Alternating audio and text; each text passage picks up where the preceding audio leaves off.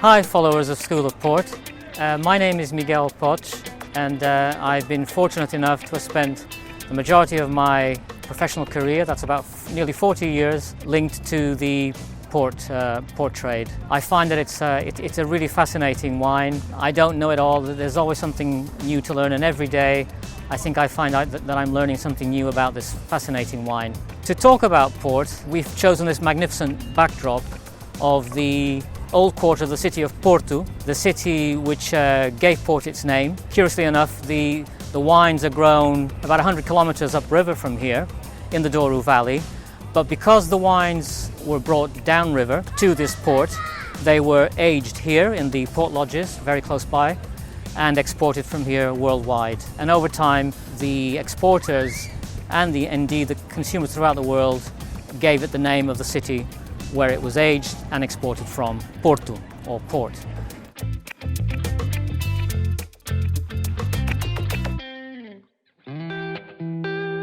Ports are big, powerful, generous, rich wines, amongst the most aromatic and flavoursome of any wines you can drink. The aromas can be very floral, with notes of violets, roses, lavender sometimes.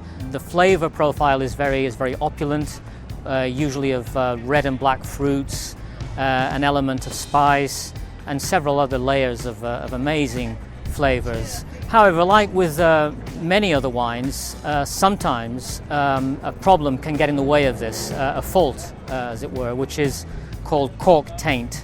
You've often heard people complain of this problem when a wine is opened. Cork taint, or TCA, which is its more technical designation, is an organic compound which is present in the fungi which are naturally present in cork. Sometimes this cork taint can go by almost unnoticed, imperceptibly, and it doesn't interfere with our appreciation of the wine. However, more often than not, it can adversely affect the tasting and smelling appreciation of the wine, because it releases not very nice odors which do compromise the tasting of the wine and our enjoyment of the wine, sometimes to the point where the wine is completely undrinkable.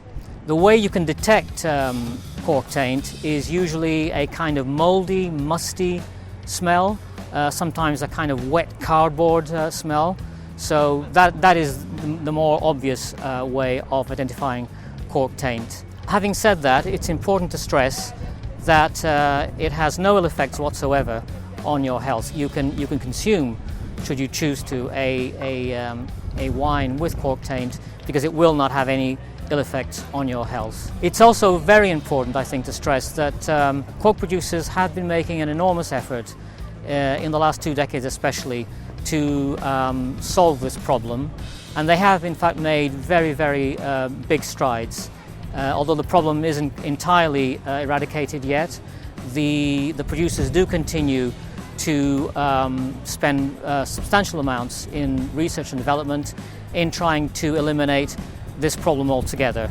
And in fact, many of them are quite confident that they will eventually be able to eradicate the problem entirely. On the port producers' side, there are very effective and robust quality control setups in place, which also are able to detect any traces of cork taint long before the cork even reaches contact with the bottle.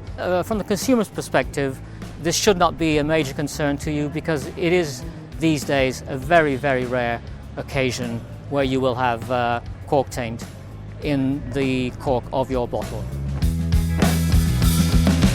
Well, thank you for following School of Port. I hope you've learned something from this portorial, and stay tuned for the next episodes. See you next time. Bye.